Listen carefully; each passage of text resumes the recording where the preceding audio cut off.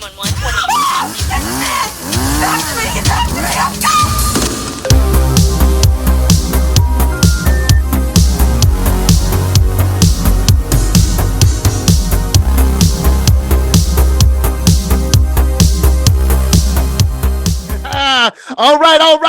All right, everybody. You know what time it is. It's real vial time.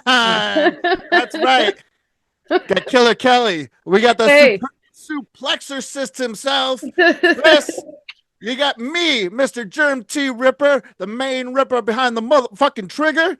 And we got our first guest since I've been on the crew, Mr. Jason Zink, filmmaker extraordinaire. He's made one of my favorite punksploitation movies in the past 30 years, Straight Edge Kegger. And we're excited to have him aboard tonight because we're going to do a theme night. Yeah. It's all heavy metal movies we're talking about, all punksploitation movies we're talking about, and it's about to get real vile. Oh my God, I think you leveled that out so many times. Why haven't I been having you do this the whole time? Mine are so clunky compared to yours. That's okay, baby. That's okay. We're doing it now, and that's all that matters. The past is in the past. It's time to go. Well, you got the job. It's yours now. Ow! All right. So yes, welcome to Real Vile Podcast, Mr. Jason Zink. We're very excited to have you aboard. You're our first guest since I've been part of this motley crew. Let's just start off with you telling us a little bit about you. Well, first off, that was an amazing intro. Thank you so much. You are far too fucking kind to me. But yeah, I'm an independent filmmaker who is based out of the Midwest, and most people know me because I directed a movie called Straight Edge Kegger. We played the festival rounds, and we wound up on Shudder, which we're still very excited about. Very proud of that. And yeah, everything we do is pretty it's rooted in DIY filmmaking. You know, that's kind of my passion. That's where I come from. That's what I know from my background in punk rock and screen printing and graphic design and all that shit. So yeah, and punk has been kind of infused in each movie that I've made so far. I think on the next one, we're going to try to steer in a different direction just so people don't think I'm a one-trick pony. But yeah, punk and DIY is kind of my jam. That's awesome, because that's also our jam here at Real Vile. So it's beautiful to have you aboard, baby. But me and you met when you were doing the festival circuit. We hit it off. I think I was still drinking at the time. I'm not sure. I might have been sober. I think you were sober. If I was sober, it was like newly sober-ish. Yes, because I remember us talking about it. Okay. Shit, maybe I'm wrong. Maybe I'm wrong because of seeing you on Facebook, because we're Facebook friends. Maybe it was shortly after that you talked about not drinking. I can't remember. Do you remember if you were drinking when we did karaoke at that film festival? I'm pretty sure I wasn't drinking because it was the Windy City Horrorama, and I was a little nervous to do karaoke to Lita Ford's Kiss Me Deadly, because I had planned on doing a full-on hardcore version of it, and I did, but I was still a little bit nervous, and I know that if I was drinking, I would not be.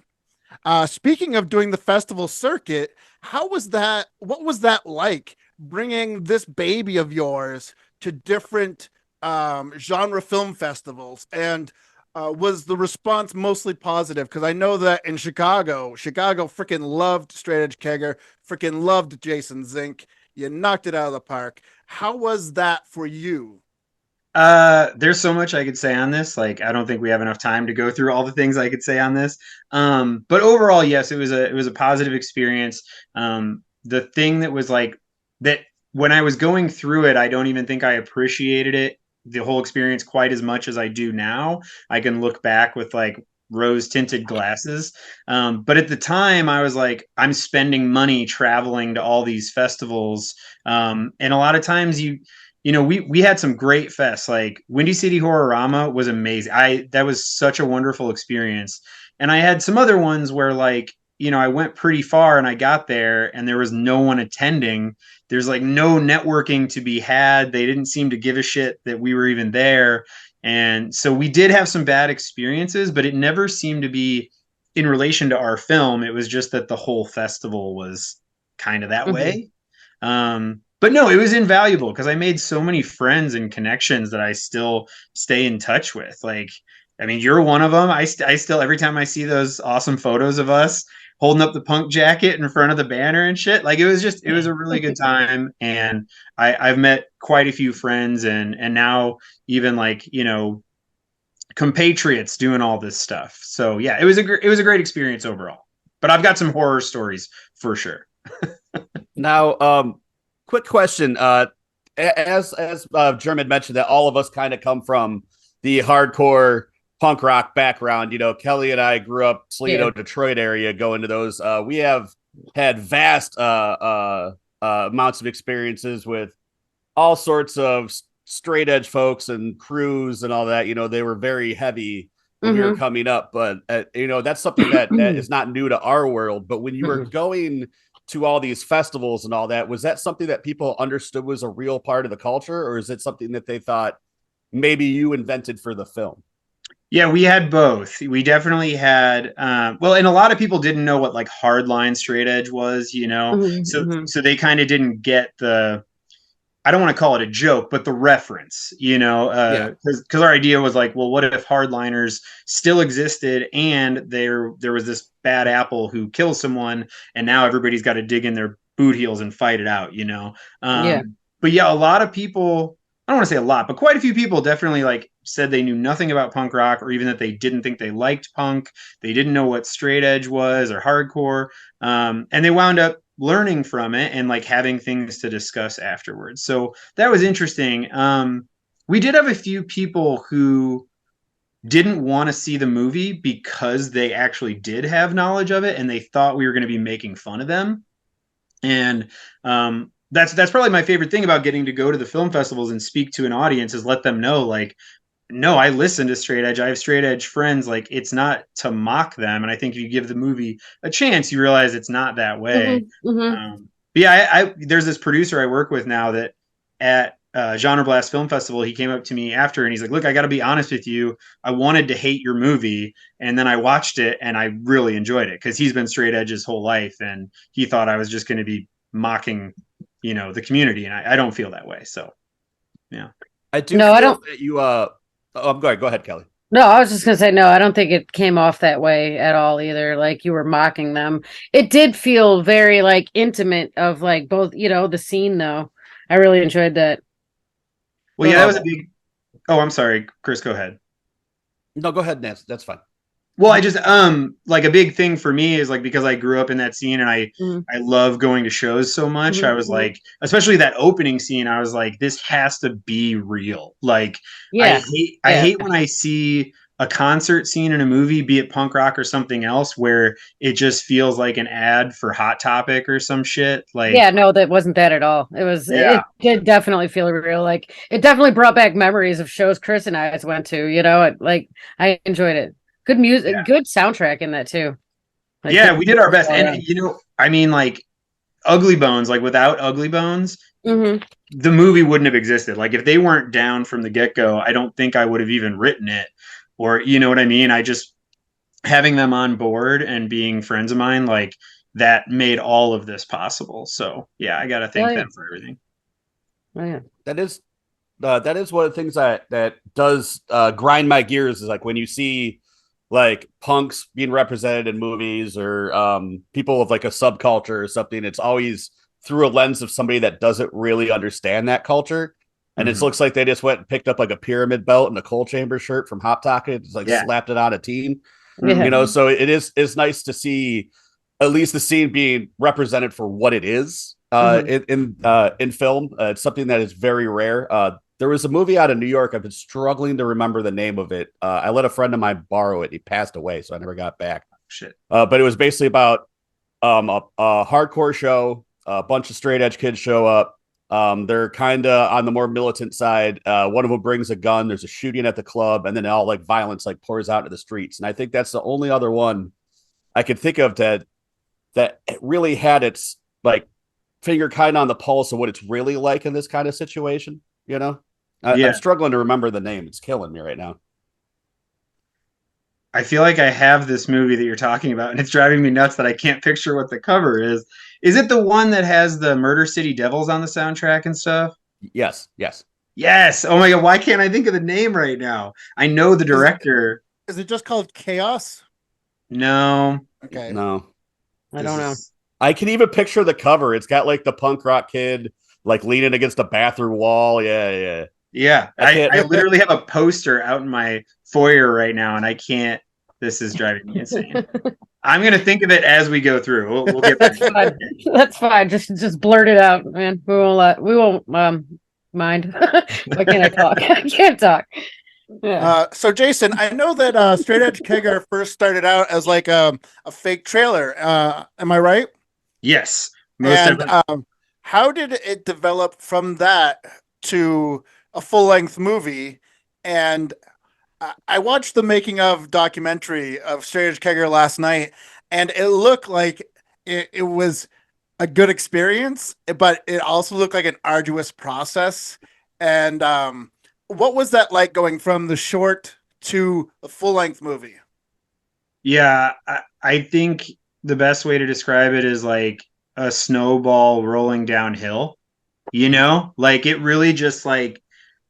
So we made the trailer because I kept having ideas, or I kept making movies that like took so long to get out because we're broke, that by the time that we released it or even went to make it, whatever happened, somebody else came out with something incredibly similar.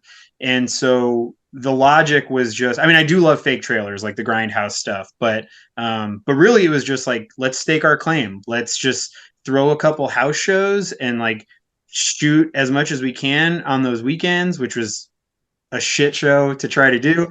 But yeah, that was the idea, is like, let's stake our claim on the idea and put something out. And then a buddy of mine, Sam Brown, who did the behind the scenes documentary, he sent it to Hard Times News, and Hard Times put it up, and within like a week it had like 40,000 views and like mostly positive comments. And so we were like, okay, if we could just get each one of those people to give $1 for crowdfunding, like we're going to be fine. We were wrong. We were wrong.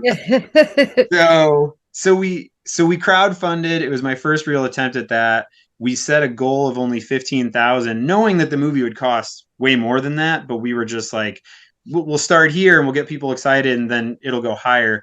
And it barely inched over 15,000. So we hit our goal, and it's awesome because it like made us make the movie. But yeah, I wound up putting a bunch of money on my credit cards, and I've been donating blood plasma 2 times a week for like 3 years to pay down the debt. So good times.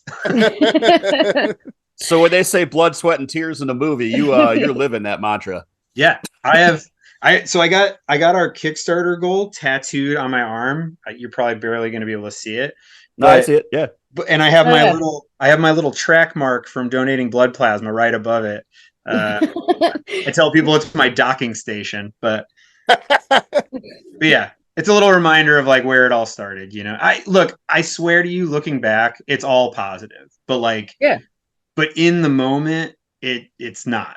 My friends and family know that I've been a stress case basically since we started that fake trailer. So I'm just now finally starting to get out of that and like enjoy all the things that we've done, you know.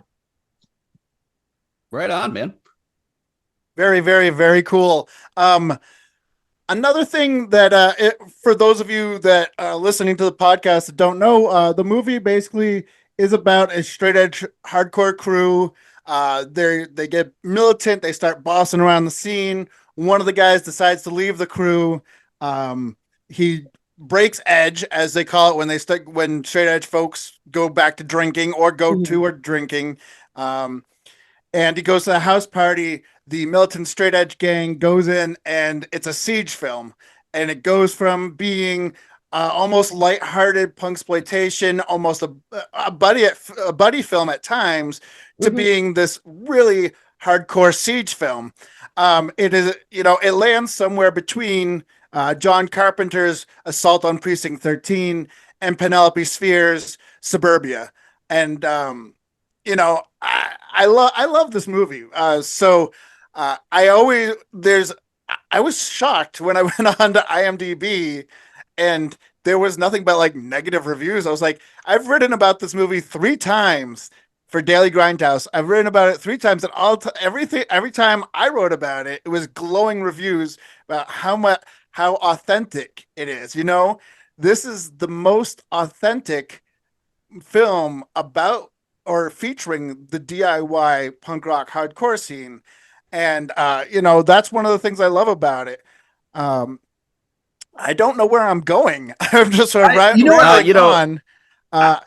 I would like to throw something in on that. Yes, please that do. is one of the things I did notice when I watched is it did feel like 2 distinct chapters. Like the first one felt like almost a coming of age, like wisening up kind of thing where you have this character and through life experiences, he realized that maybe the path he was on was wrong, and he found somebody that he found a kinship with that maybe showed him a different path. And maybe because I do feel the way you set it up was they started with good intentions. It was let's get the Nazis out. Not the skinhead sharks, but like the Nazis and stuff. That people that were fucking up shows. And I think that you set it up to where, like they say any villain starts with good intentions. And I think that that's how it was set up, was that, this kid, him and his crew started with good intentions. They had a belief system. They found comfort in each other. And once it turned into something he wasn't comfortable with, he realized that maybe he didn't have something so close to these people and started experiencing another thing. And then, yes, it turns into a full-on siege film. Yeah. So I think it is distinctly chopped into 2 chapters to where you bond with this person, you figure out where he's from, and then see the flip. And then what that causes in the negative part of his life and the aftermath of that, And now I'm rambling. No. So I'll say a few things, and stop me if I'm being too long-winded. I don't mind. Go ahead. So I got too much coffee in me. I don't read reviews unless somebody kind of shoves them in front of my face, because I know that indie movies, for the most part, like, and when I say indie, I mean no budget. I don't mean Little Miss Sunshine. I mean Straight Edge Kegger. And right. I know that the average moviegoer is going to shit on that movie. I know that IMDb is incredibly negative. Go look at the reviews of any of your favorite films, and I promise you'll be like appalled by the dickheads. So I really try not to worry about it. But the other thing, the one thing that does kind of bother me about it, that I like wish in Jay and Silent Bob style, like I could go to their doors and like have a conversation with them or kick their ass, depending on how shitty they are. But the thing that bothers me about it is that a lot of times people think that I think this movie's perfect. Like they're reviewing it like this is the best thing I could ever possibly make, instead of looking at it for what it is, which is this total DIY project with no stars in it, like made for literally pennies and blood. And in a literally, it's like a scrappy production. And so it does kind of drive me nuts thinking about that sometimes. But if I were to write a review of my own film, it would be much more negative than even the shittiest ones you probably saw on IMDb, because I know the mistakes. I know where the seams are. And if I could change a million things about the movie, you bet your ass I would, But like all you could do is the best you could do at the time and move the fuck forward and try to do it better next time. And going back to something that Chris said, so there are a couple things. One, it was kind of intentional that it's like a polar shift. We just thought that would be more interesting than like they're killed. Like a lot of horror fans, I think, who don't like it, they want the horror to start right away. They're like, let's just be in the house the whole fucking time and everybody's getting slaughtered. That's not like interesting. Green Room or something, Yeah. And that's not as interesting to me. It's also a thing that would be very difficult for us to do with our low budget. So I was like, how do we create this thing where, and so there's a few things. Again, I'll shut up soon. But the idea was not that they're killers. The idea was that James, the leader of the pack, only knows how to react with violence, and he kills someone.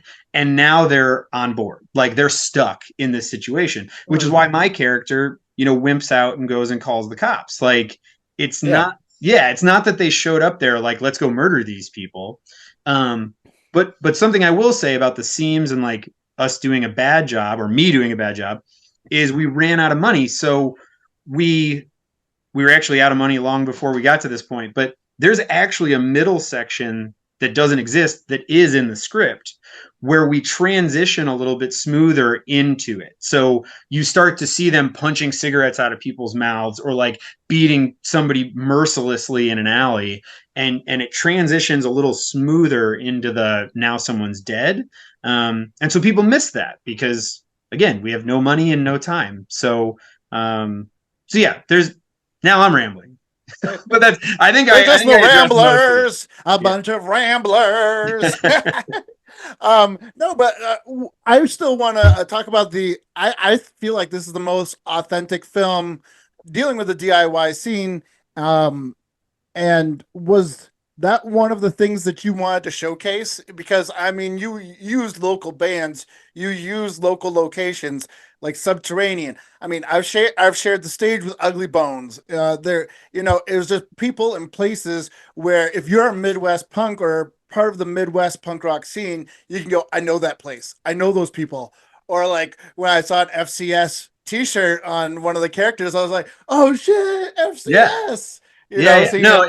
Anti-racist skinhead crew t-shirt on somebody. I'm like, and then seeing Max Campbell from Oi the Boat Records playing in the movie. I popped for that. Then he gets an arrow through the eye. I was like, oh shit, this is crazy. Yeah. So I don't even know if anybody quite enjoyed it as much as I did, but I love this movie. Was the authenticity one of those things that you were really aiming to showcase? Oh yeah, 100%. I mean, again, because of some of the reasons that I had said, but also it's just the stuff that I like to see and that I know. So, I think we did try to make a movie that anyone could enjoy, and luckily we have found some of those people who are like, on paper, this doesn't sound like my movie. And then I watched it and I really like this movie. Like, that's great to hear. But I think if I'm being honest with myself, I probably skewed it a little too much to like my tastes and my personality. So if you're into punk rock and you're into horror and you know a little bit about straight edge and hardcore, then you're probably really going to like it. If you only know a little bit, then maybe you're going to be a little lost. And if you hate all this shit, then you'll probably hate the movie. But that's okay. It's not like you're not going to please everybody, if you are trying to make an authentic movie about that kind of stuff, I think not having a budget's probably part of it. It's like when there's a band you like that cuts their first album and they don't have studio time. Like, yeah, it may sound tinny and weird, but you still fucking love it. Like, I think that's part of being part of being punk rock, or hardcore, And honestly, that's kind of where I'm at now with it. Like, when I look, I used to be a little bit more stressed about not being more successful, being out of debt, like getting nothing but positive reviews, whatever. And like, now I'm just kind of like, it's fucking rad what we accomplished. Like, just a ragtag group of friends, like some people I had never met before. And now we're buddies because we like crashed on air mattresses, sweating bullets for 8 days together or whatever it was, so yeah, I wish that some more people would give it credit for like what it is. Even just, this is such a stupid, simple way to think about it, but I challenge you, there's not a single continuity error in this movie. And I see movies with millions of dollars that can't even accomplish that, so like the authenticity, like the fact that our sound is as good as it is and our score is as good as it is, just all those things. I think it's cool that we accomplished anything at all, let alone something that Germ has watched 3 times, which I really, really appreciate. I promise your check is in the mail for saying all these nice things. I don't think it deserves all that much praise, but I appreciate that, like, it found its audience, or it seems to continue to find its audience. It makes me happy. Well, I know Germ and I have a background more in like writing music and performing, but like maybe I'm speaking for you, Germ, but any music I've ever written, I only hear the puzzle pieces. I don't hear it as the whole song that it is, that other people are hearing it. You hear well, this guy came up with this riff on this day, and then we glued it to this riff, and then I changed that lyric around to this. And you hear how the puzzle came together as opposed to what people are seeing as the finished product. I think that's part of what your perspective is coming from, you know. Definitely, that's fair. Adam Green, who did the Hatchet series, love him. He's great. He said Digging Up the Marrow is highly underrated. It's so That's good. the one. I was like, didn't we just talk about a movie by him? Okay. Yeah, a couple episodes back. But he said that it takes about 7 years after your movie is finished to finally be able to watch it similar to an audience member can watch it. So yeah, I'm creeping up on that on that date. We got a few more years, but maybe I'm starting to get there. Oh, by the way, before I forget again, that movie is called The Edge of Quarrel. Ah. Yes, The Edge of Quarrel. I was Googling it on my phone. I wasn't just texting people. I promise. It's been driving me nuts for days now. Edge of Quarrel. Yeah, and honestly, I didn't know that movie existed until after we did the trailer, and then somebody commented on the Hard Times, I think, and was like, "Hey, do you know about The Edge of Quarrel? That's kind of similar to this." And I briefly was like, "Oh shit!" Like we accidentally stole something, but then I watched it and I'm like, "Oh, this is way fucking different than our movie," but some similarities for sure. Yeah. So the soundtrack's great, the score is great, everything's amazing. One of the aspects of the soundtrack that stands out to me is that you have all these hardcore bands and punk rock bands, and then in the scene where Corey, I can't think of the character's name, but Corey's character breaks edge and he's hanging out with Sean. You're playing Shannon and the Clams cult song. Yes, I did wonder if that would piss people off. Oh, I popped for it. I popped for it immediately. I was like, I love Shannon and the Clams. I can't believe they're using this song.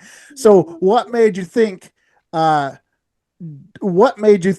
use such a different song for this one scene, just to set it apart, or what? Yeah, I wanted there to be, there's a specific, when you look at like script writing, there's a term, fun and games, like that's a part of your story. And like right when I was hitting that part of the movie, I was like, okay, I need something that's a little bit more upbeat and maybe like showing that both groups are like having a good time together, even though there's this like dark, it's like the calm before the storm, was the idea. But if I'm being honest, the other part of that, it's heavily influenced, some may say stolen, from This Is England. There's a really awesome slow motion montage in This Is England, and in that it's Toots and the Maytals covering Louie Louie. And it's just got this really good old-timey vibe. So I was really looking for something that like kind of fit the bill, but wasn't just a fast punk song. It could feel like you just put on a record and listen to like a good time jam. And I love Shannon and the Clams. And as soon as I started digging through their discography and I found that song, I was like, I will fight to get this song. And they were so nice to me. Like they were fully transparent. I won't go into all the, but they were like really honest and upfront. Like, hey, we don't normally give out our songs for this cheap, but we like what you're doing. Can you make this work? And so yeah, they were awesome. Very That's awesome. Did you guys have any other questions for Jason? Well, I got one. Just a film question. What was some of your favorite films growing up? What filmmakers were you attracted to? Like, what's your jam? What are you into?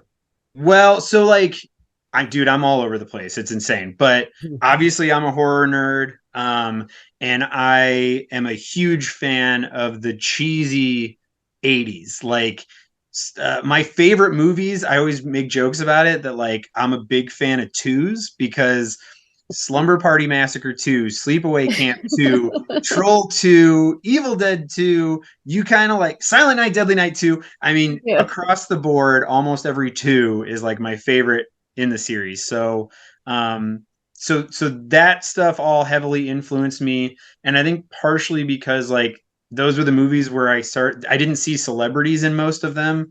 And so I started to realize like, oh, just regular people can make a movie.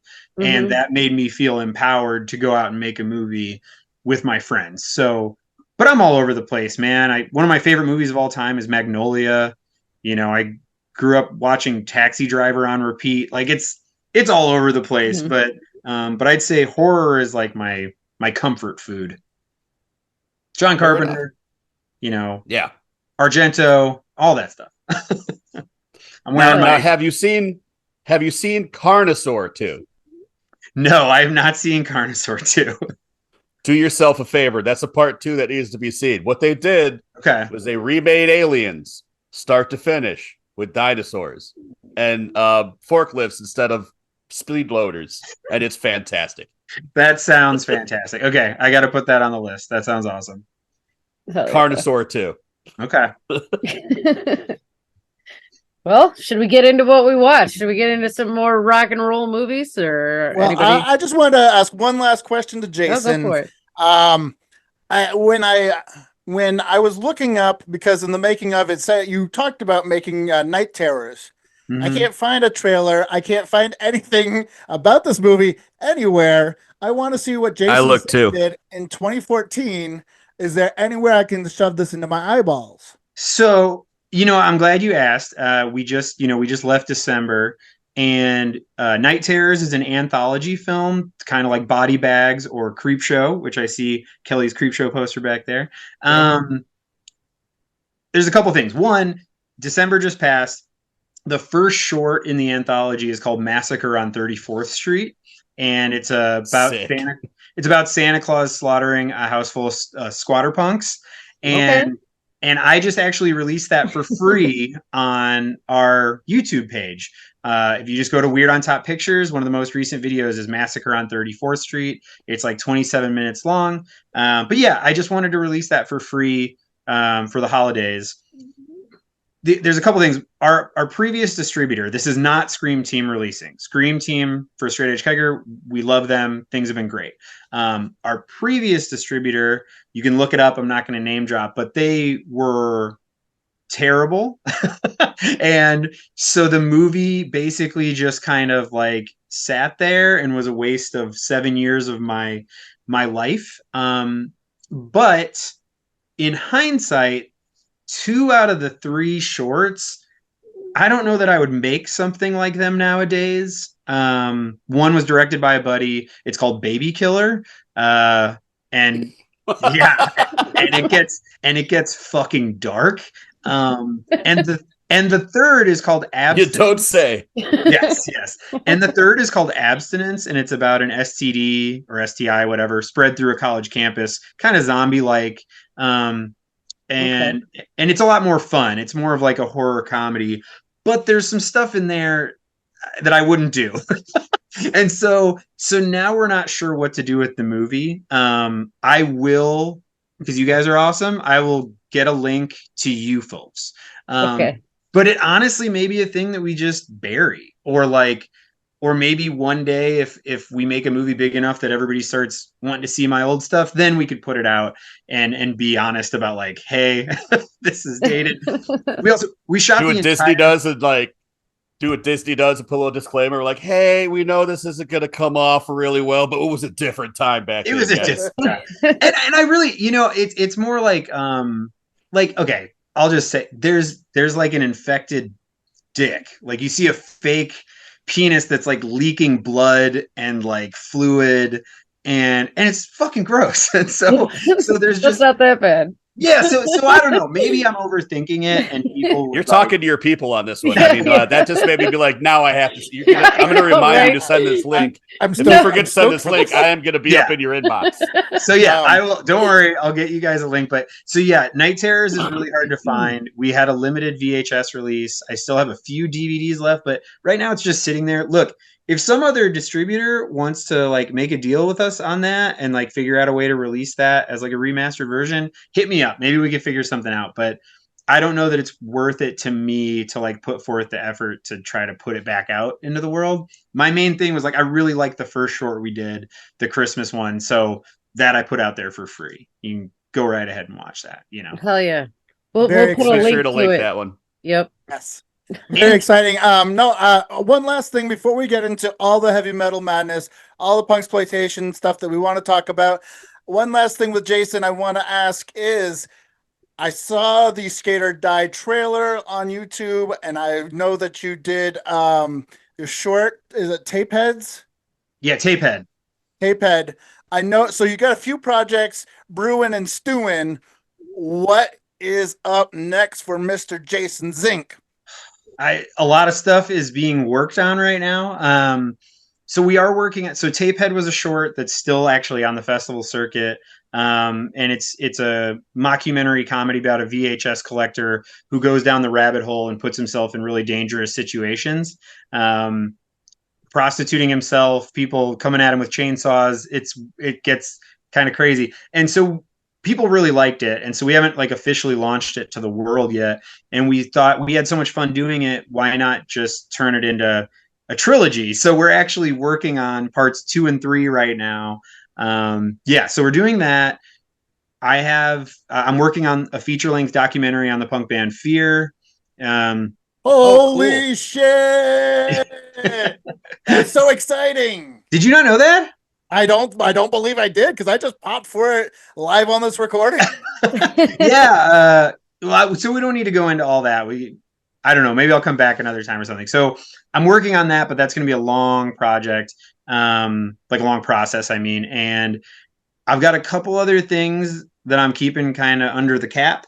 But with any luck, you're going to see something big come out in the next like 11 months. That's the game plan. So I'll keep you guys posted. Yeah, I like it. I love it. Give me more of it. We'll share it for you. Yeah, for sure. Hell yeah. For sure. Hell yeah.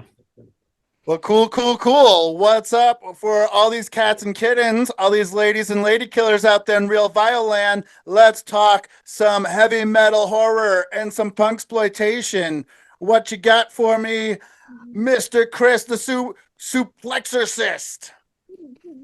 So as you know, I like a lot of foreign films as well. So I went and revisited Wild Zero. Are you guys familiar with Wild Zero? Oh, shit. I love Wild Zero.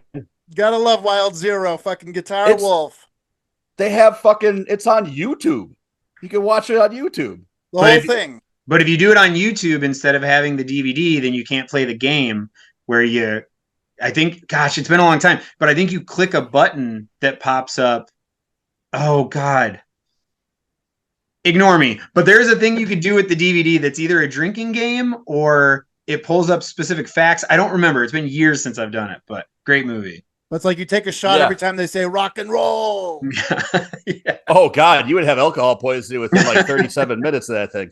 Mm-hmm. That's like when I was younger, my friends tried to turned Beer Fest into a drinking game, and all you simply had to do was drink when they drank. And it's not smart. Just don't do that. But yeah, Wild Zero is a very strange film. It's a surf rock punk zombie motorcycle greaser Japanese film is probably the best way I could describe it. Nailed it. All centering around the music of a band called Guitar Wolf, which for a band called Guitar Wolf, they have the most insane guitar tone you'd ever hear because it just sounds like a wall of static. What can I say about this movie? It's kind of like the vibe of it is almost like Repo Man a little bit, where it's like very unhinged and you don't really know where it's gonna go. The characters all have like this 50s greaser effect where they got the big pompadours. They're always combing up, they're riding the motorcycles. They got leather jackets. It has a very 50s aesthetic. This movie's really all over the place in the most fun possible way. And yeah, they say rock and roll about every 30 seconds, so they ain't fucking around with it in this movie. And then when the zombies come in, I mean, it goes full. They advertise it as the Ramones meet Romero, and I think this is a very good way of describing this flick. Mm-hmm. And I know Germ and Zink, you've seen this. Have you seen it, Kelly? I don't think so. I don't think I've seen this one. I would highly recommend. I'm gonna have to send you a link. Yeah, you should. Chris, is this your first time watching Wild Zero or no? It was my first time where I was in a frame of mind to understand what I was seeing. I think the first time I watched it, I was heavily inebriated. And as of New Year's, I gave up the drink. So I'm only a few days in, but Congrats. it was nice reading. Like I sat back and read it and enjoyed it, and I wasn't all fucking ripped or anything. So I enjoyed the shit out of this thing. The flamethrower bikes and the zombies and all that. It's a frenetic energy movie that like kind of really just keeps your blood pumping the whole fucking time until the credits roll. It's like a punch in the face the whole time. It's fantastic. Well, one of the aspects of it that I love is that it's very ahead of its time in that the fact that there's a spot in the movie where they're like, rock and roll knows no gender. You go back and you love her, and it's just like, doesn't matter that, she's, got guy parts still or whatever the case was. I haven't watched it in a little while, but it didn't matter. Guitar Wolf said, it's all rock and roll if it's love. And so it's like kind of ahead of its time being like trans positive and gender fluid. And, and I give him huge credit for that. But yeah, Wild Zero. What's up? I think. What year was this? I think 99, 1999. Yeah, it was like mid to late 90s. Mm-hmm. Yeah, that's definitely ahead of its time for it. Yeah. Big time. I love it. I give it a big 4.5 at least, just for how fun it is. Yeah, like I give it 4 out of 5. Yeah, 4 out of 5. 4 out of 5. Definitely check it out. Wild Zero. Get give this a score, Jason. If you're gonna give this a score, Jason, what would you give? Oh, I got to give it a score. I'll be honest with you. I haven't watched that movie since I was probably like a senior in high school, and I'm 34, so it's been a while. Based on what I remember, fucking way. Yeah, based on what I remember, I'm also going to give it a 4.5 because I fucking loved that movie back in the day, and I still have it on DVD, so I'm going to have to bust it out now. You're getting me excited to watch it again. So I'll go 4.5. It was awesome. I like it. I love it. To watch it. It was the first thing I watched when I woke up today. It was like 10 in the morning. I'm folding laundry to this like highly kinetic movie, and like I've just been cleaning all day and watching movies.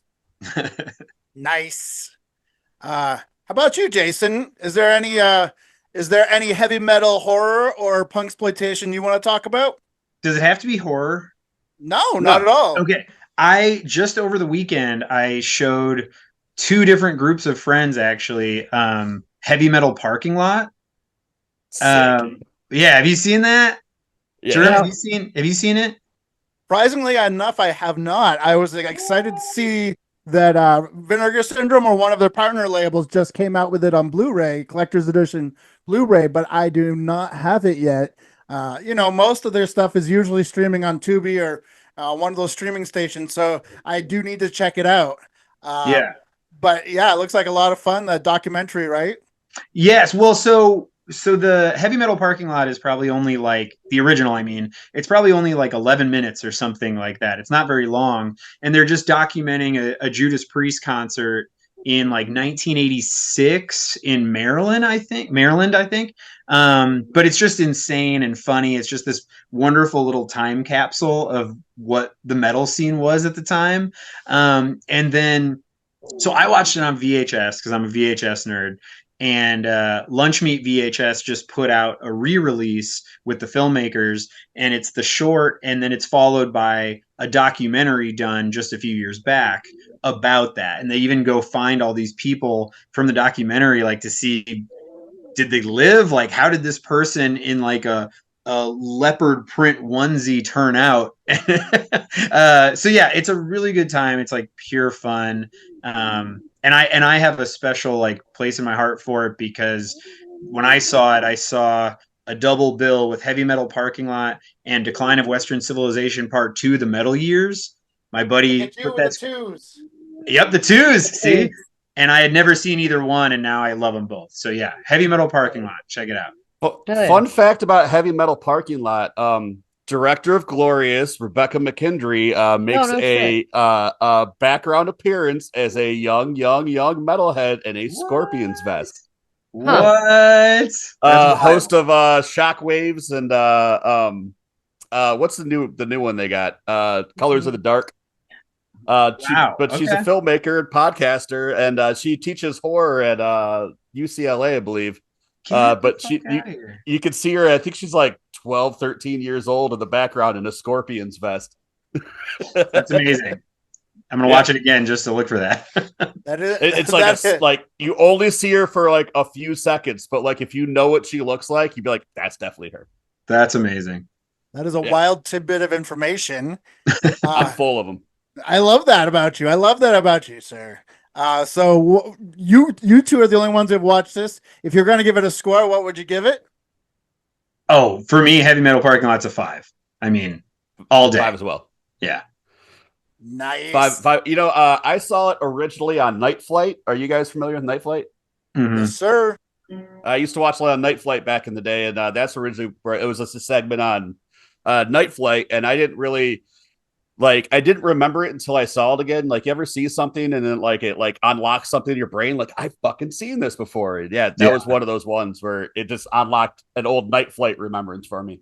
Yeah, and it's one of those things. It's like it's a piece of history. It's like an artifact that you find. So it's like it's not 5 in the sense that it's the best movie ever made. It's totally not. But it can't ever be recreated. It's just this great little thing that you can only make and see. Well, not see once, but you know what I mean? You can only experience that singular thing one way, and it's Heavy Metal Parking Lot. So it's rad.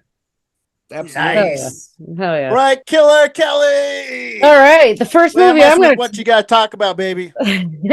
First movie I'm going to talk about is one of them sequels that Jason mentioned. Slumber Party Massacre 2. Being the sequel to the first one, this follows the little sister, Courtney, Valerie, the girl next door's little sister from the first one. Although this one takes a completely different approach to the first one. Completely different feel and everything. Just a little. Courtney she's 17. She's in a band, an all girl band, and it's very 80s. She keeps having these crazy ass nightmares about. Well, it starts off dreamy with her boyfriend tossing a football shirtless, but then it's always interrupted by dreams of her sister in the institution, and then this metal guitar player with a drill for the fuck, my mind's going blank. What's for the that? neck? Yeah. For the neck of the guitar. Yeah. Because the killer in the original had the drill. So, that I don't know how they haven't made that guitar style a thing. There is a company, if you scour the internet, I used to look for stuff like that. I love weird little prop replicas and stuff. And somebody makes those that look pretty screen accurate, but I think it's awesome. But I think it's $1,600 or something. Man, you'd think somebody with a 3D printer or something should get on that. Yeah, but at least a little keychain version. I actually have a tiny, a little bit larger than a keychain version amongst my collection of memorabilia. That's awesome. That's awesome. Well, anyway, it's Courtney's birthday, and all of her friends are going to a cabin to go stay for the weekend. So she persuades her mom into letting her go there as opposed to going to see her sister Valerie in the institution. So when she's there, it's a kind of like a borderline, is this bitch crazy or is she not? And then behold, the fucking guitar playing drill murderer comes out and everybody starts dying. But I'm not gonna tell you there's a twist in this movie. This movie's fucking fun, man. I thought it was funny when their boyfriends are kind of watching them from the windows. Of course girls just pull off their bras and start hitting each other with them and pillows. You guys don't? Yeah, that's what we do. I could have swore that anytime we're not around, you guys are just having topless pillow fights. She's just oh yeah. That was funny. And the dance scenes, in between murders, I was just gonna say that the movie's worth watching if for no other reason than when he's doing his music video in the living room bit. That's amazing. Yeah. His foot moves and shit when people are hiding under the bed. They just show shots of his feet. Yeah, doing George Michael moves. Yeah. This movie has that many scenes of that as what Terror Train has scenes of just magicians. Yeah. Yeah. No, but this movie's gold. I'd give it a 4, 3.5, 4. It's definitely worth a watch. I liked it better than the first one, personally. Yeah. It's more fun. It's more fun. Yeah, Three super and a half fun for me as movie. well. Huh? Three and a I was half gonna for me as say, well. yeah, super fun movie. I'm giving it a 3. Yeah. Yeah, Yep. I think I'd have to go. I just love it so much, so I guess 3.5. And like some of the kill scenes are ridiculous. The chicken that like flies out of the refrigerator, the raw chicken. Yeah, yeah, that's amazing. Yeah, it's fun. What you Very, got? very, What you very, got, Germ? very cool. Yes, I would like to talk about Uncle Peckerhead. Ah, shit. I looked at this. It was on my list of possible movies to watch for this theme. Sweet. Yeah. As long as I've been on the show, we haven't done a theme. So this is very exciting. This is kind of my wheelhouse. I could talk about punksploitation movies for a long time. But the newer wave with Straight Edge Kegger, with The Ranger, and then Uncle Peckerhead is probably one of the most recent ones coming out in 2020.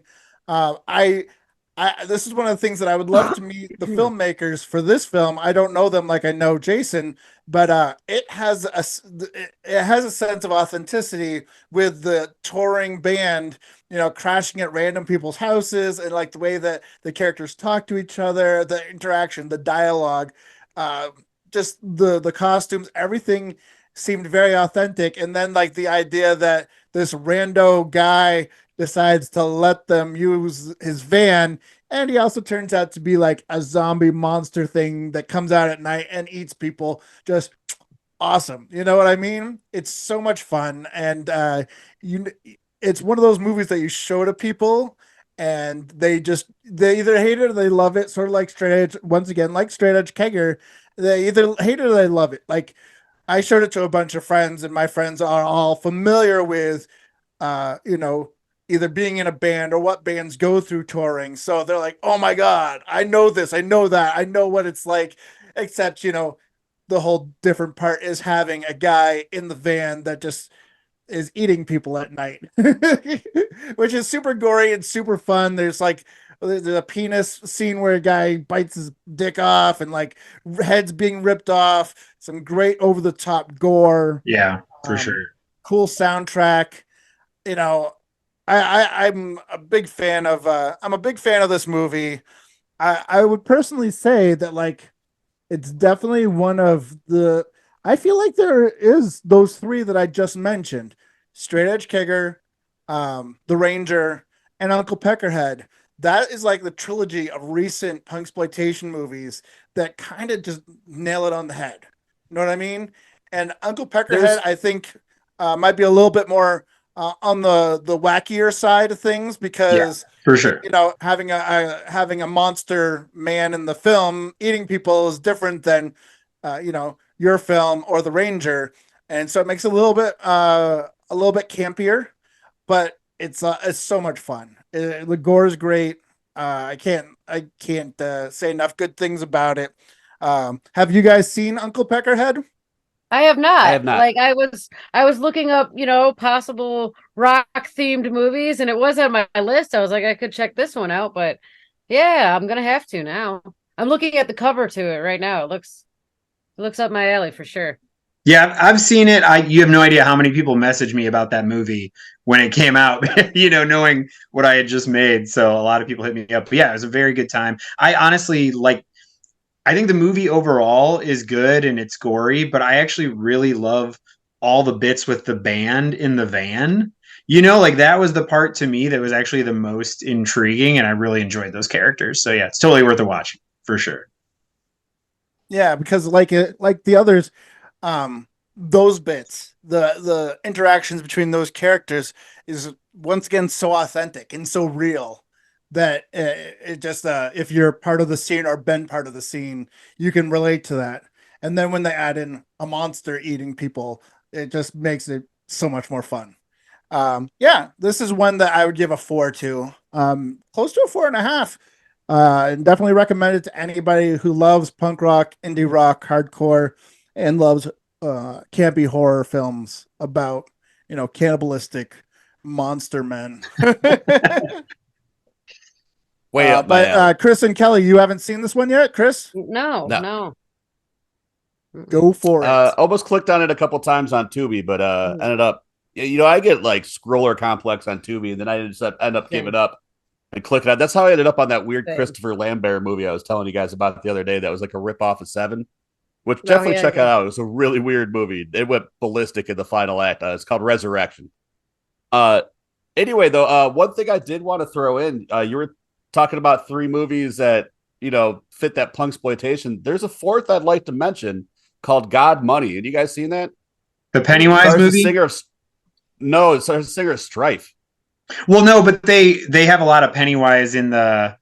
They have a lot of Pennywise in the soundtrack, and then they when he like is stealing the CDs, it's like mostly Pennywise in that stack.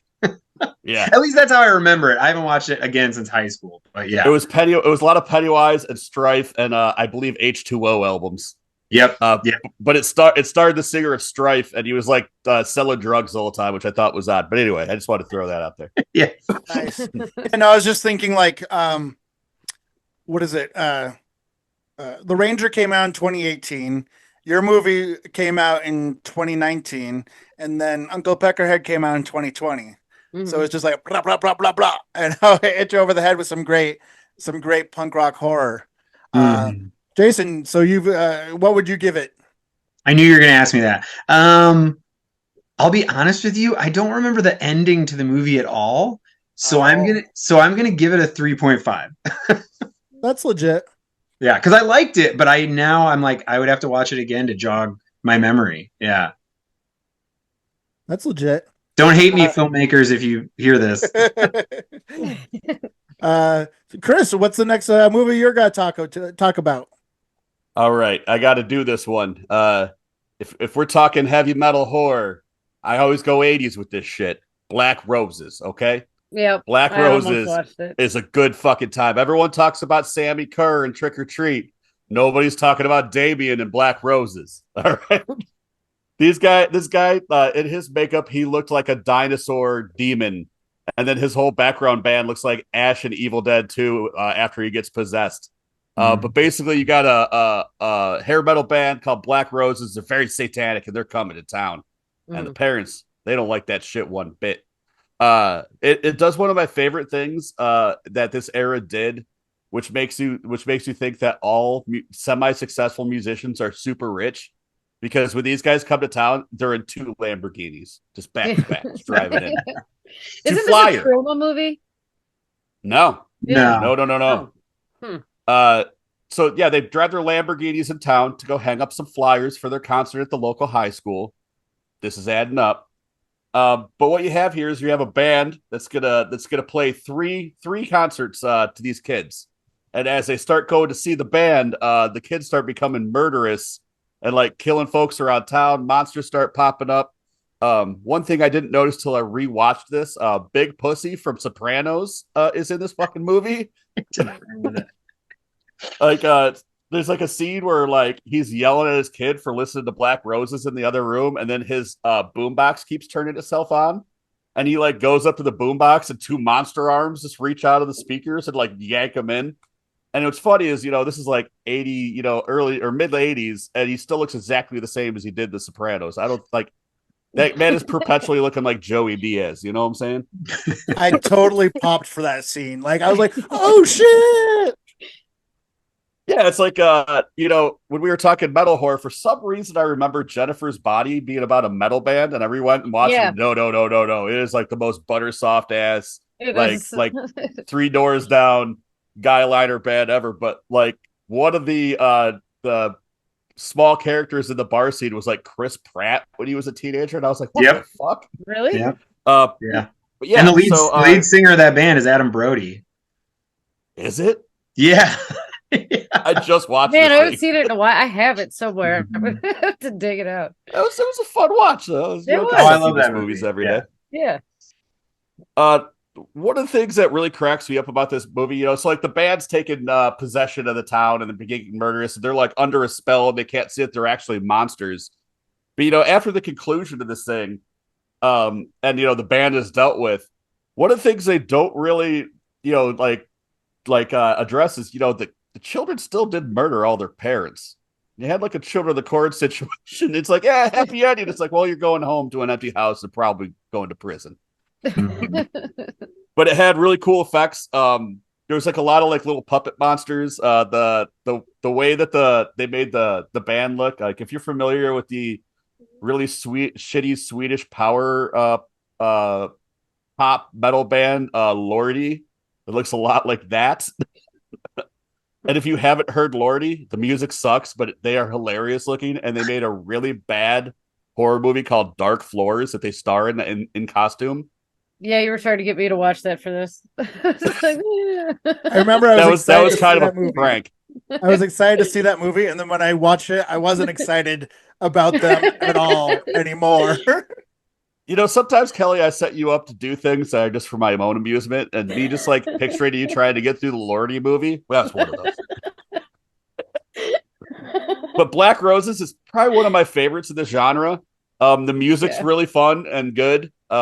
Like for that 80s, like a lot of these 80s metal ones, you know, they have music specifically written for it, and it's either real good or real bad. And this is at least catchy and fun. So yeah, definitely. I did order myself a Black Roses shirt.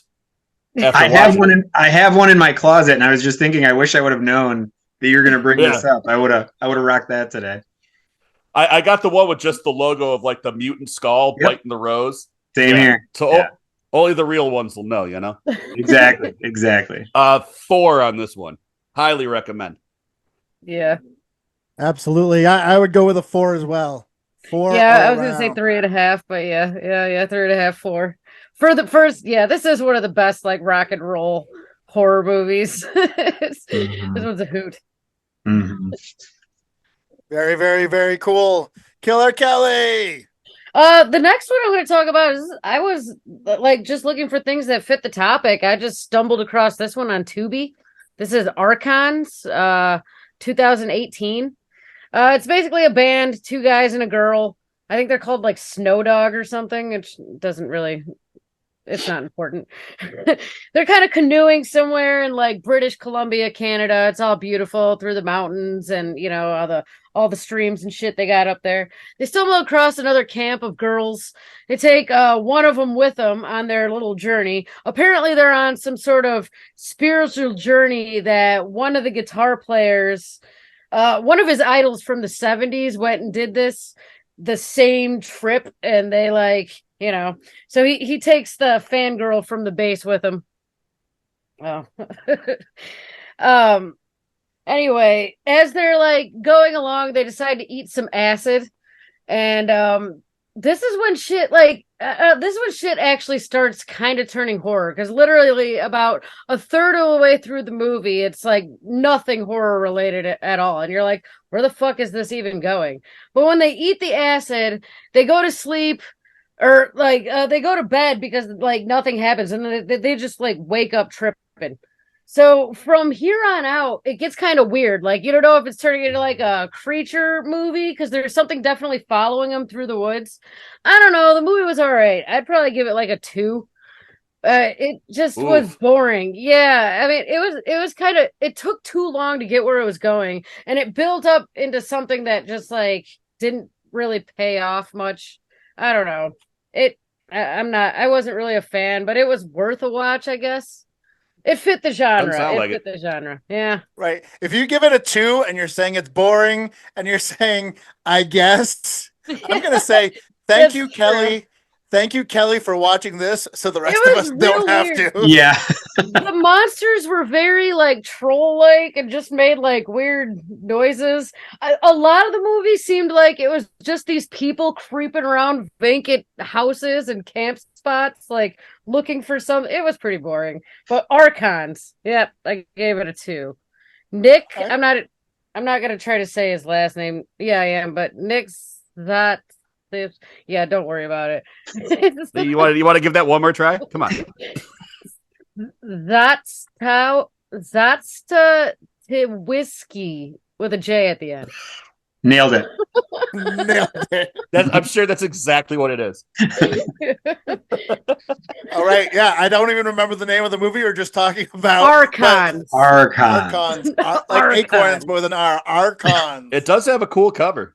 I mean, there Okay. was like a head exploding scene, which was kind of all right. Like there were some decent kills in it that were all right, but it just took too long to get there. Okay. You know? Fair enough. Mm-hmm. Fair I'll put it on before I go to bed one night. Yeah, You know that's what I that mean? type of movie. Yeah. Like something you know you're gonna fall asleep to. Yeah. Like, that's that one. All right, I do Mr. that to Bob Jason Ross. Zink. Jason Zink. What else This you is- got to talk about? You got another one you can throw at us? I was thinking as you guys were talking, and I'm trying to think of things that you guys probably won't bring up. So, Strangeland, directed and starring D. Snyder. A lot of people don't talk about this one. I know it's kind of got a cult following, but it's another kind of time capsule movie in the sense that like it's kind of early days of the internet. Like, I mean, the internet was around for a while, but it's very heavily based on like chat rooms and being careful on who's on the other side that you're, giving your information out to. But there's this like kind of psycho metalhead who's obsessed with tattoos and like body suspensions and piercings and things like that. So yeah, it's a really dark, weird. It's weird because it's like kind of a fun watch, but like, but if I write all of it down on paper, it does not sound fun at all. So yeah. Has everybody seen Strangeland out of the group? Oh yeah. Okay. Yeah, Well, you know I have not seen Strangeland. What? And I get kind of mad about this. It's not released on like a Blu-ray or anything right now. If I think if Scream Factory would be ideal to do a collector's edition, or anybody really, any of those boutique labels, it would be a great addition to any library, I think. But I haven't seen it. I see that being like fitting in well at like Scream Factory. Yeah. For sure. Fun story. Kelly knows this one. I don't know if Germ was around when I told this one, but I booped D. Snyder's snoot once. You did. You booped him straight in the snoot. Nice. I like that. We were passing each other at a horror convention. Kelly and I had a few margaritas at the Mexican restaurant before we got there, and he's walking by, and I go boop, and That's his nose, amazing. and like he just kind of Like, we stopped. were, like, What the passing fuck? him, And we you just know? kept going, and like he started laughing. He was fun about it. He just kept walking. But yeah, I booped D. Snyder's snoot. It's the name of one of our episodes, actually. That's amazing. That was pre-Germ. That's incredible. Yeah. And score wise, I haven't seen that one in quite a while either. I've got it on VHS, so I'm gonna have to bust that out. But I think I'd probably give it like a 3. I really like the movie, but I don't think it's actually a very well-made movie, I guess. So I think I'm gonna give it a 3. Sorry, I'll give decent. it a 3.5 because it's very watchable. Yeah. It's fun, and it cracks me up because it has a musical appearance by Bile, and like who gets Bile to be in their movie? Bile. Shit. Yeah, that weird industrial band. Yeah, I remember. What you got, Germ? All right, we're going for another round here, then, people. One Yeah, more I got round, we're one done. All right. Well, then I'm going to talk about. I mentioned them briefly earlier. I'm going to talk about 2019. Jen Wexler directed The Ranger. I Produced by- mentioned that to Chris in the chat. I was like, Kelly and I had a discussion about this earlier because I haven't seen it since it first came out. She's like, I remember that being about a band. I was like, was it a band or a bank robber? I can't remember. and I was like, maybe it was both. Yeah. I mean, consensus, it was fits in both. well with the punksploitation theme. Yeah. Heather Buckley, which Jason, do you know Heather? Yes, we've chatted a few times. I've never actually met her in person, but yeah, we've chatted a few times. Okay, I met her at the Cinepocalypse Film Festival in Chicago. We hit it off, became good friends, and I remember I was debating between seeing The Ranger and Gags the Clown, and I'm happy that I chose The Ranger because Gags the Clown is also semi-local filmmakers. They're from Wisconsin. Wisconsin, yeah. And they came back with the film. They did a big release here with that. So I was glad that I got to see The Ranger in the theater, and it's such a great movie. Such a fun movie, and it has that sort of authenticity towards it. Because the punks feel like punks and not like caricatures out of a mall. Although maybe slightly, they got the bondage pants and the leather jackets, but but that is part of the scene. That is part of the scene. But anybody not familiar with the film, this guy and his group of friends, they show up, they've got drugs, cops come and raid the place, they're running out the back, they wind up killing one of the cops that's there, and to try and get away from the law, they head out to the main character's cabin in the woods. Any horror fan knows you don't go to a cabin in the woods for anything. And like most early punksploitation films, all the punks except for the main character are assholes, and you don't feel bad about them getting killed off brutally. Yeah, because the title character, the Ranger, is this psycho obsessed with our protagonist in the film, because it turns out that she was semi-raised by him, or she killed her parents, or he killed her parents. It's kind of a bit of a convoluted story. I don't really remember, but so she's kind of raised by him, and he shows up and starts killing off her friends, and it's great. And then there is two male characters that are in a relationship, but nobody like points it out. Nobody's like, "Oh yeah, you're gay, dude." And I love that about it. It kind of like, yep, it's just there. You know what I mean? Mm-hmm. And that always makes I always pop for that when you have non straight characters that you don't sort of like force that angle down the audience's throat. It's just there. Yeah, I'm a big fan of The Ranger and Jen Wexler and Heather Buckley and everything they do. So yeah, if you haven't seen it yet, do yourself a favor and watch it. If you like punk rock, exploitation, horror films, and once again slasher films, I'm big fan. I give it 4 stars. Great gore, great action, cool authenticity, all the things that I look for in a punksploitation horror film. Wasn't this a Shudder original too? It was. Yes. Yeah. And it's still on Shudder, I believe. Yeah. I loved this one as well. I would also give it a 4. I'll give it a 4 as well, although I have to give that a caveat. I haven't seen it since it came out, but I remember really liking it at the time, and I really liked it. It was like a definite throwback, like an 80s style throwback movie, which I really enjoyed. So yeah, definitely check it out. Mm-hmm. Don't hate me. I'd give it a 3. Get out. I know I like it. I like the aesthetic more than I think I like the movie. But so something that Germ you liked, I actually didn't really like, was that they were all such pieces of shit. That to me made them feel more like caricatures as punks. True. So maybe I need to watch it again. But when I first watched it, that struck me as like, I don't know. So yeah, I'll give it another shot though. If it's punk rock and horror, I gotta watch it at least twice. Well, that to me gave it that 80s vibe. It's true. Made me think of films like Suburbia, where if you weren't in their gang, they were complete assholes to every sort of civilian, as I put it. Or Bloodbeat. Grotesque. Yeah.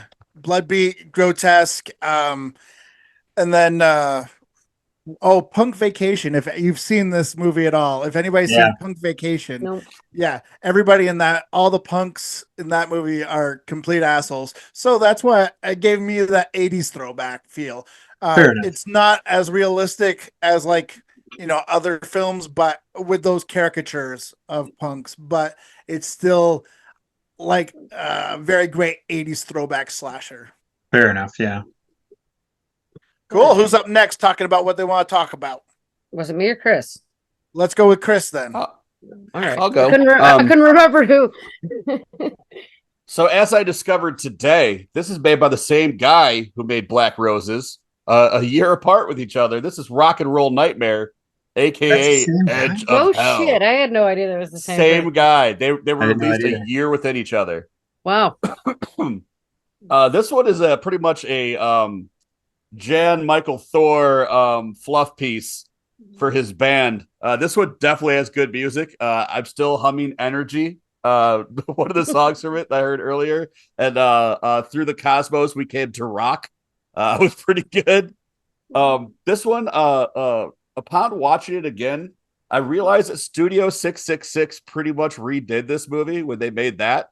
You have a band who's going to a house to record, and the house has a nefarious past. This has like a lot of like really bad puppets that I find funny. Like there's like little penis monster looking things with one eyeball, and like you can tell they made like 30 of these things, but they needed to make them look different. So they started like gluing wigs on this one and like sideburns, but no hair on this one. There's like starfish monsters with little eyeballs. A man gets sucked into an oven by a burnt corpse for no reason. There's a little wolf baby running around. And then when it comes to the ending of this thing, like of course they couldn't have played it straight. They had to have like Jan like flip the Thor flip the script to where like he's the ultimate evil, and it was all like playing out in his mind. And there's a big fight with like Beelzebub in the end, who's a giant puppet who's whipping starfish at him.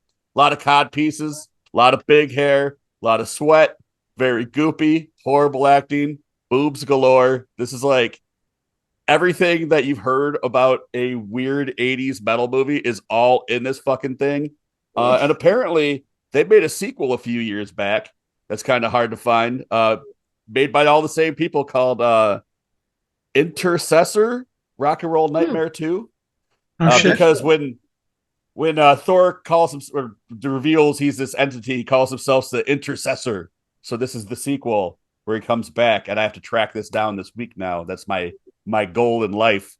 Rock and Roll Nightmare, super fucking fun. Good double feature with Black Roses, made by the same guy. Black Roses is definitely a much better made film, but when it comes to hilarity, Rock and Roll Nightmare's got it. Give it 3.5, mild 4 on this one. Yeah, I don't think I've watched done this with my movies this week. I don't think I've watched this since I like lived with you, but I do remember it being a fucking good time. When we got snowed in on the blizzard, we did a metal horror day. It was part of that. We did. Mm-hmm. We got snowed in for almost a week in our house by a blizzard, so we started doing theme days because I have. And this was like 2013 or something. I don't know. It was a while back. So we would just get a stack of DVDs that fit a theme that we made up for that day, and that one day it was metal horror, and it was just part of that. And we would just blindly pull them out because you can't watch all of them in a day, you know. So we would just like close eyes and do the like, all right, left or right. You know? And that'd be the movie, yeah. So we get a stack for the theme, and then we pick out a couple, and then it was left or right. We just left it to the gods to get us through that fucking blizzard and all that rum we had. Yeah. Anyway, I would definitely give Rock and Roll Nightmare a 3.5, a soft 4. Also, mostly because for me, it's one of my most pleasant memories of my dear friend Mike McBeardo McPherson. For the release of his book Heavy Metal Movies, he had a screening of Rock and Roll Nightmare, and that was the first time, and I think only time I'd seen it and got to see it on a big screen. And Mike McBeardo was a great friend of mine, and there's nobody else like him. You know, if you want to know anything about subversive cinema, if you want to know anything about pornography, he knew about it. You know, and I don't mean like porn that we know nowadays. I mean like he wrote for Mr. Skin.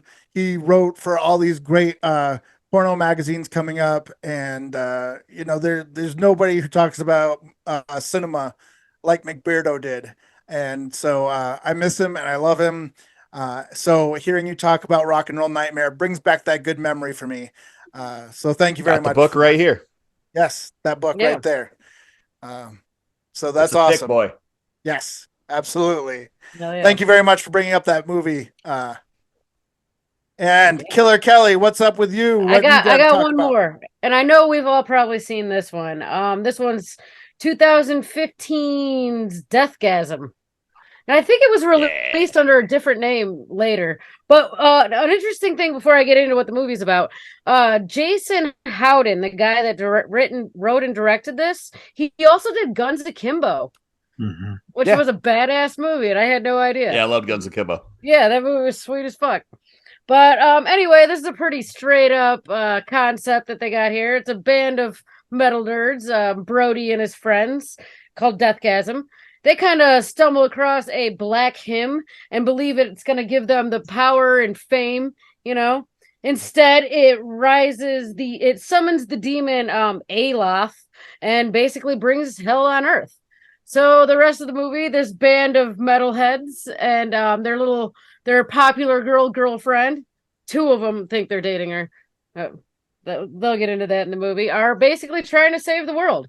I love the demons in this. I don't know. I loved everything about this movie. It's a great horror comedy. This one was just a blast for me all around. The gore was good. The story's good. It's funny as shit.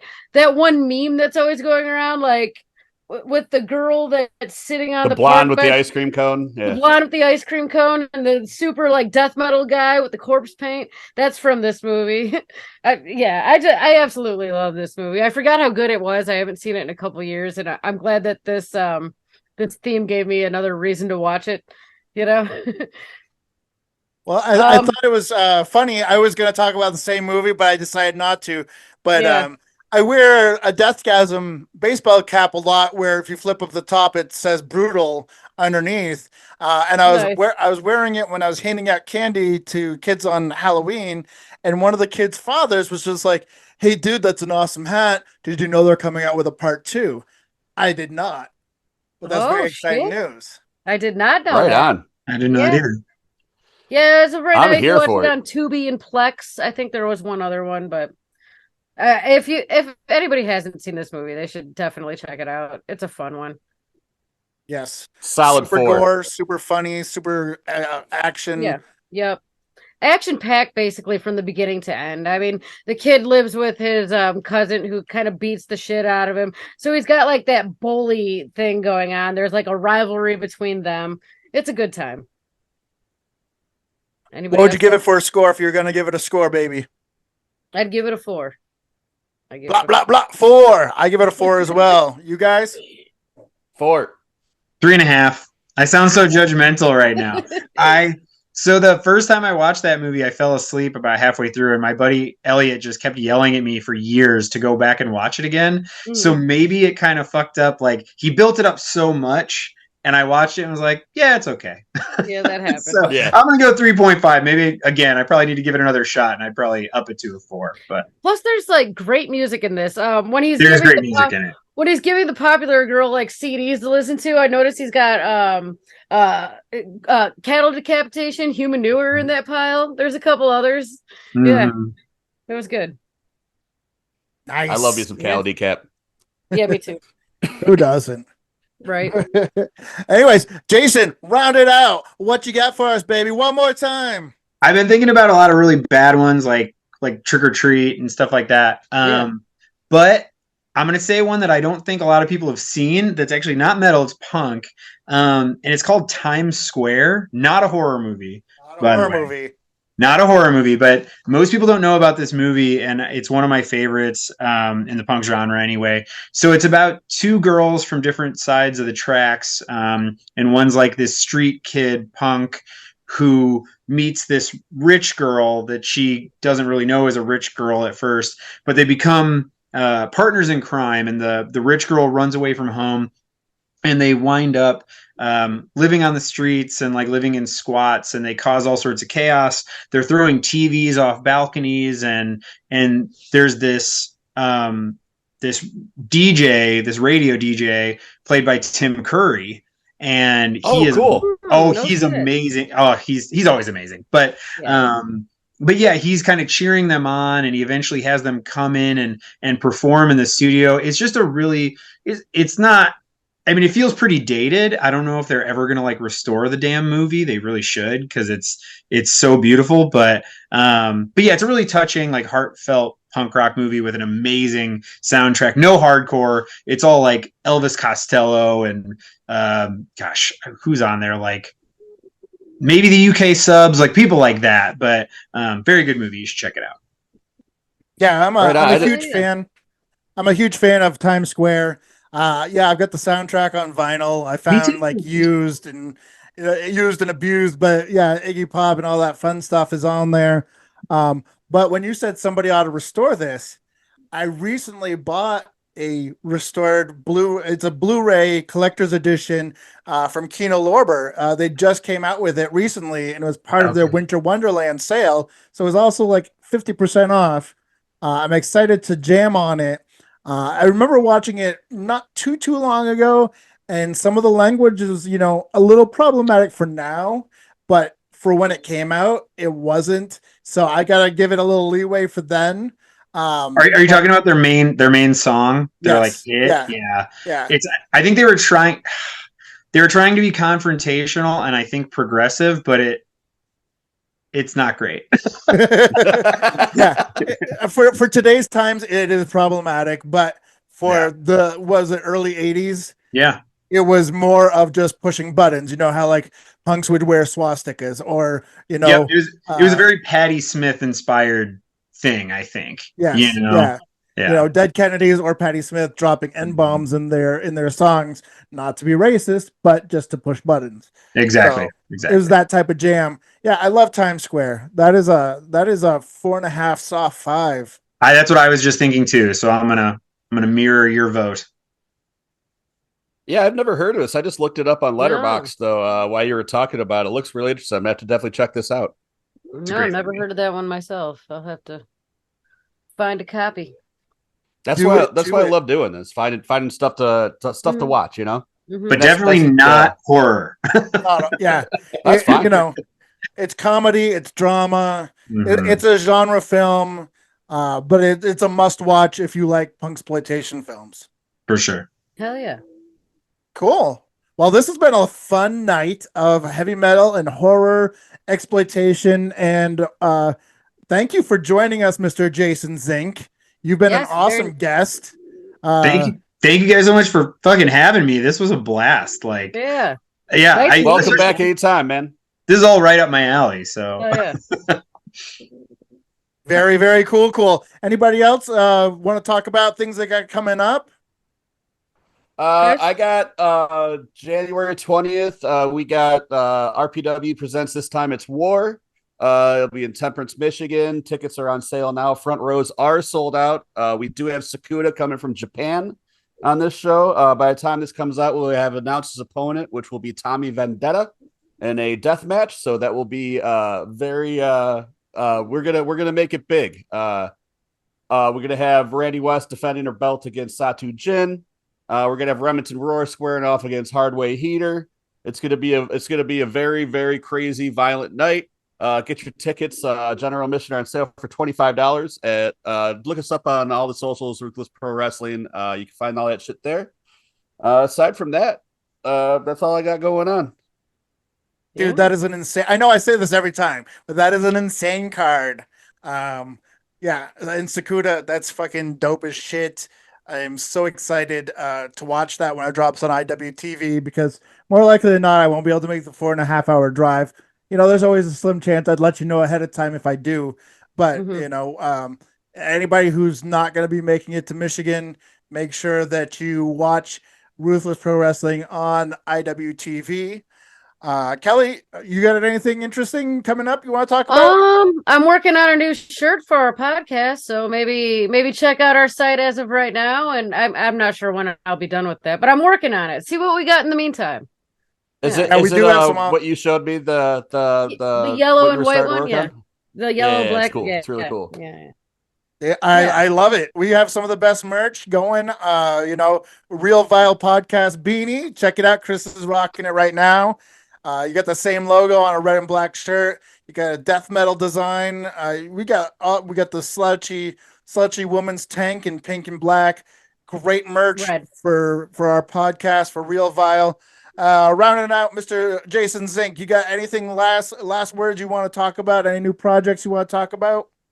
Everything I already talked about, and people, if they want to, follow what we've got going on, you can find me on social media. We have an Instagram for Weird on Top Pictures. I'm on Facebook. That's probably the easiest thing to find me. But yeah, try to go to our website, weirdontoppictures.com. Go to the YouTube, all that stuff. Give us a goog, and yeah, just pay attention to what's going on, because in the next year or so, we're going to put out a few different projects.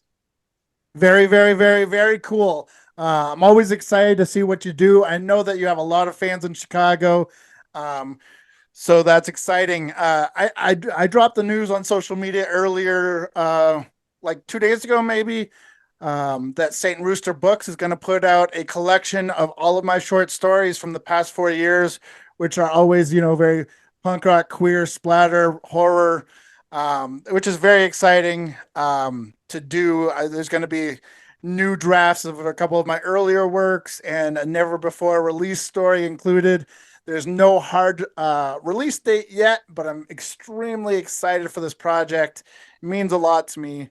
But other than that, I would like to say it's been a pleasure having you on. But make sure you stay tuned next week. Check us out next week. We will be covering the horror genre film, The Menu.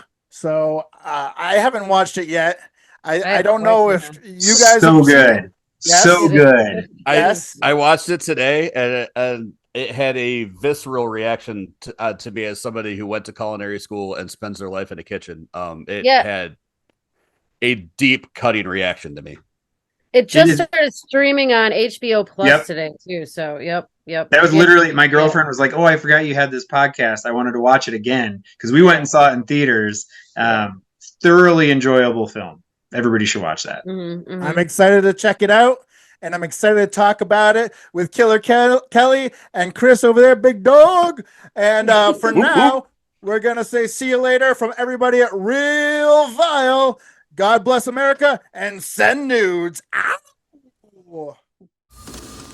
Hey, all you cats and kittens, all you ladies and lady killers out there in Real Vile land. This is your old pal, Mr. Germ T. Ripper, saying keep it spooky, keep it creepy, keep it real vile forever. And don't forget, like, subscribe, and share all our content. Ow!